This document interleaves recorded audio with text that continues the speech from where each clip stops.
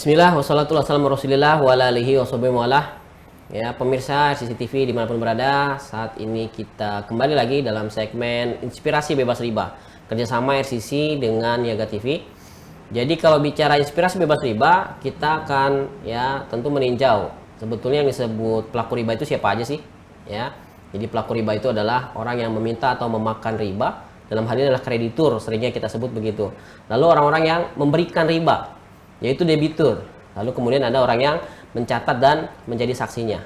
Nah, yang mencatat dan menjadi saksi ini seringkali kalau sekarang ya terwakili oleh orang-orang yang bekerja di lembaga-lembaga riba. Nah, di segmen ini, di kesempatan ini kita akan ya mendengar langsung ya bagaimana pengalaman dari mereka atau ya orang ini pernah bekerja di salah satu lembaga riba. Kita sapa dulu Mas Ihsan, begitu ya. Assalamualaikum warahmatullahi wabarakatuh, Mas Ihsan. Waalaikumsalam warahmatullahi wabarakatuh. Baik, Mas Ihsan, barangkali bisa diperkenalkan dulu kepada teman-teman semua nih, latar belakangnya, mulai dari barangkali nama, kemudian dulu bekerja berapa lama, dan barangkali hal-hal yang teman-teman perlu tahu nih. Silakan. Baik, bismillah. Terima kasih Pak Ute atas kesempatannya yang diberikan kepada saya. Nama saya Iksan Auliuta Galung. Kebetulan saya pernah bekerja di salah satu bank BUMN di negeri ini. Sejak tahun 2004 saya bergabung di BUMN tersebut, dan 2018 awal saya resign dari bank tersebut.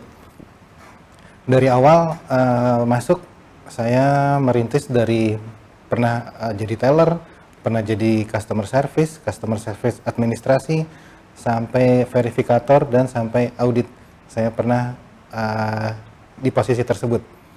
Dan seperti biasa, setiap pekerjaan itu pasti ada target, dan target salah satu yang agak lumayan harus kita cari itu mengenai kredit.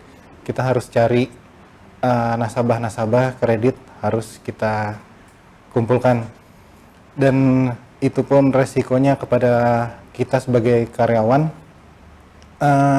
Selama debitur tersebut menjadi nasabah, satu sisi, satu kaki kiri di luar dan satu kaki kanan di sel, sampai debitur tersebut selesai masalah kreditnya.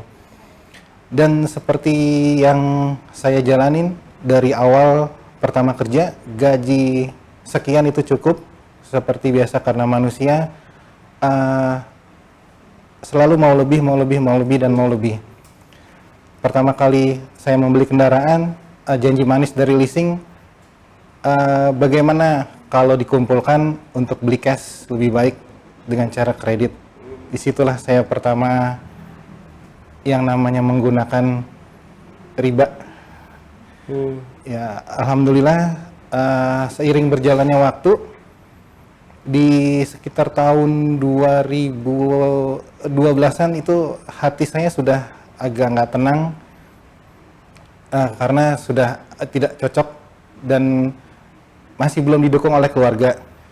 Dan di 2016 ke 2017 itu udah didukung sama istri dan orang tua. Akhirnya saya memberanikan diri untuk resign di tahun 2018. 2018, bentar. Iya. Tadi 2004 mulai bekerja, iya. Resign 2018, berarti 14 tahun ya? 14 tahun. 14 tahun itu bukan waktu yang pendek ya. Kalau bicara karir, jenjang karir tentu juga sudah, boleh jadi sudah di posisi yang sangat nyaman ya. Jadi mulai merasa kegelisahan di 2012. 2012. Ya?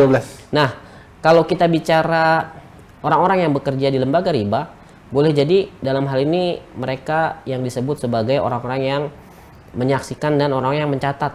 Ya, tambah lagi seringkali kemudian mereka juga kemudian menyimpan dengan skema riba, jadi menjadi krediturnya tuh. Lalu kemudian juga seringkali kemudian diikuti juga mereka meminjam dengan cara riba. Saya jadi berpikir ya dalam wawancara dengan Mas Ihsan ini sebagai orang yang pernah bekerja di lembaga riba, boleh jadi orang-orang yang bekerja di sana mereka bisa dalam satu kesempatan sekaligus menjadi semua pihak yang disebutkan dalam hadis ya, la'anallah la'ana Rasulullah, laknat Allah kepada orang-orang itu ya. Jadi nggak bisa kita bayangkan tuh. Nah, boleh tahu Mas Ihsan mulai tahu soal riba itu mulai kapan tuh? Mulai tahu riba itu semenjak saya rasakan saya menerima gaji agak lumayan, tapi itu dia selalu habis dan habis. Biasa kita kumpul sama teman-teman, itu kata teman-teman ada yang bilang, biasalah kerja di bank uang setan dimakan jin, pasti nggak ada lebihnya. Dan saat itu saya mulai mengikuti kajian-kajian, pengajian-pengajian, dan saat itulah saya mulai merasakan alhamdulillah disentil sama Allah, masih dikasih kesempatan dan Allah masih sayang kepada saya untuk meninggalkan riba. Seperti itu. Gitu ya. Jadi kegelisahan, kemudian juga tadi dikatakan memang pada umumnya ya kalau kita bicara orang yang melakukan riba memang isyarat berupa ketidakberkahan itu seringkali mendahului ya. Jadi yang diterima banyak tapi yang keluar lebih banyak. Ya, kadang-kala itu yang membuat barangkali kita semua kemudian juga terheran-heran dan bertanya-tanya kan. Kemudian ya tadi tentu saja ada ilmu juga di sana, artinya kita memang dalam hal ini juga harus terus ya membangun keyakinan dengan ya tentu saja mengikuti majelis-majelis taklim, karena sekali lagi kalau bicara ilmu soal muamalah, kalaupun dosanya bukan karena kita sudah melanggar, ya awal-awal dosa itu terjadi karena kita tidak belajar, tidak mengilmui ya, karena apa yang mendekatkan kita kepada surga dan menjauhkan kepada neraka dalam hal ini adalah muamalah yang berkaitan dengan larangan-larangan Allah, itu wajib untuk kita pelajari. Nah dalam hal ini sekali lagi saya kira mungkin juga menjadi sebuah tips juga buat teman-teman yang masih dalam proses membangun keyakinan, sering-seringlah datang ke majelis taklim begitu. Baik, pemirsa CCTV, setelah ini kita akan bicara lebih dalam tentang titik balik ya, sebutlah begitu, titik balik dari Mas Ihsan ketika sudah mendapatkan keyakinan untuk meninggalkan riba, lalu kemudian apa yang barangkali sekarang menjadi aktivitas beliau, tentu setelah kita ya masuk ke segmen kedua nanti.